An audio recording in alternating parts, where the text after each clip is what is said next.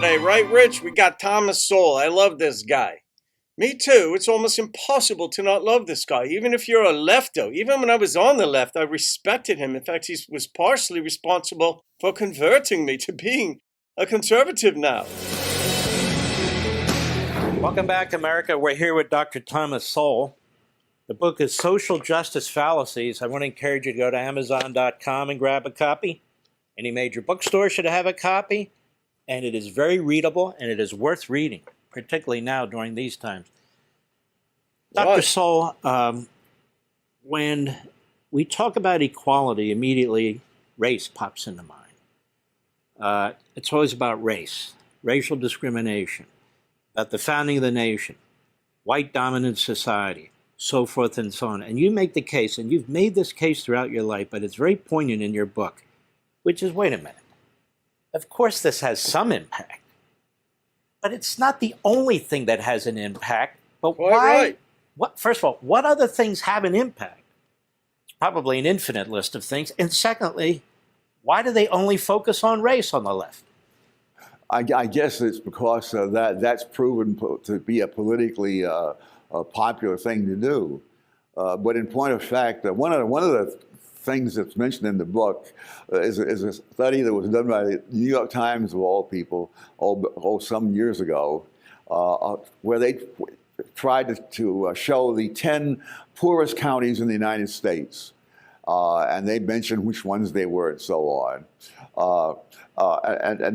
It turns out that 6 of those 10 counties had a population that was from 90% to 100% white. Now, in the New York Times, they didn't mention the race of the people, but once they told me the counties, I looked it up.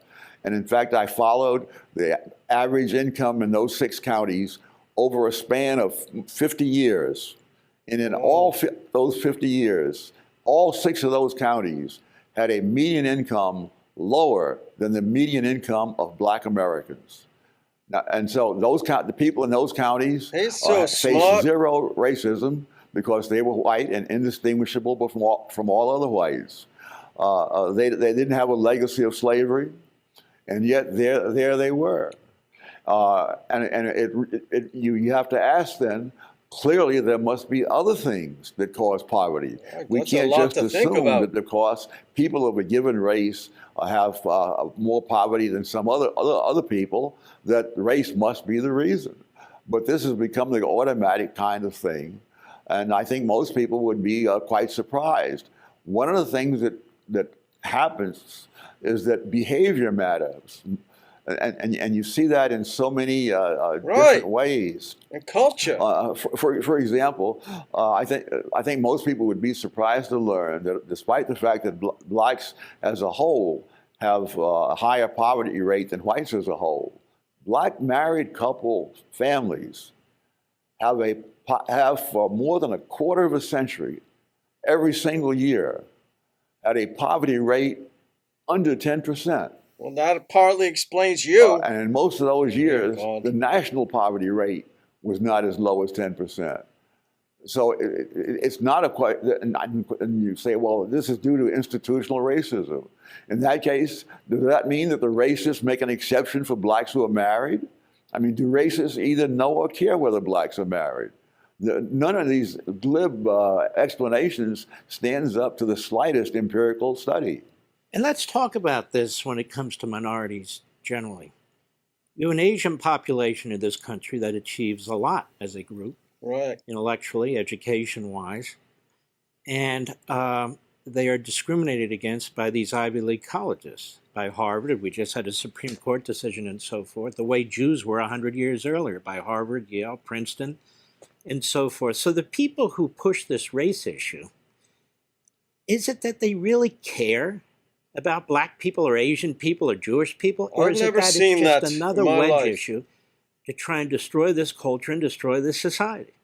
There are some people who are both. Some really believe it, and I feel sorry for them.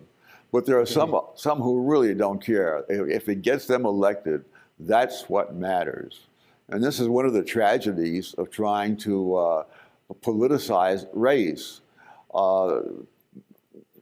there are so many fallacies that it's hard to even know which one to take up. But for example, the great narrative is that blacks rose from poverty, got into professional occupations as a result of the 1960s social welfare programs, and that this has been a big benefit. One of the problems with this way of looking at things is that everything depends on when you pick as the start of this trend. If you go back to 1940, that is 20 years before these wonderful things are supposed to have happened in the 1960s, and you discover that the degree to which blacks were in poverty declined from 87% in 1940 to 47% in 1960. Wow. So it went down by 40 points in those 20 years. Nobody now seems you look to at notice. the 20 years following 1960, they went down 18 points. And so the trend did not begin in the 1960s. The trend was there before then, and the trend did not even accelerate after 1960. Many people think that it would all began with the Civil Rights Act of 1964. Well, that was a fine act to get rid of the segregation laws in the South.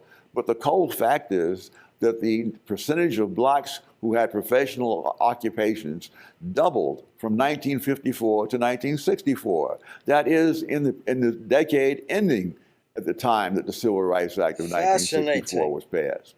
If you look at the things that are negative, like, for example, black children being raised in single-parent households.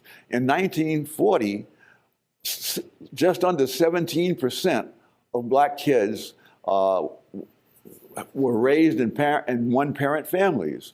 But after 1960s, before the end of the century, 4 times that many, 68% of black kids were being raised in one-parent families. And that does not depend on racism or any of the other things they talk about. It depends upon things that happened due to the policies of the 1960s, which are still going forward. And they're horrible. Which encourage the dissolution of the family. It's just unbelievable.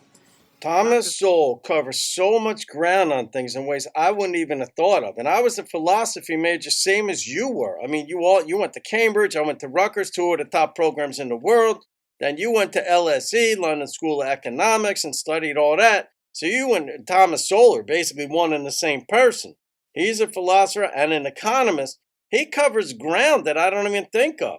Right. I mean, the 40s to the 60s, the seminal moment seems to be the 1960s that everybody's focused on, the Civil Rights Act of 1964. Yet, much more progress was being made before that.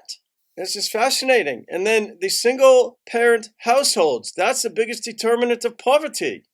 2 people live together, they've got 1 rent bill or 1 mortgage.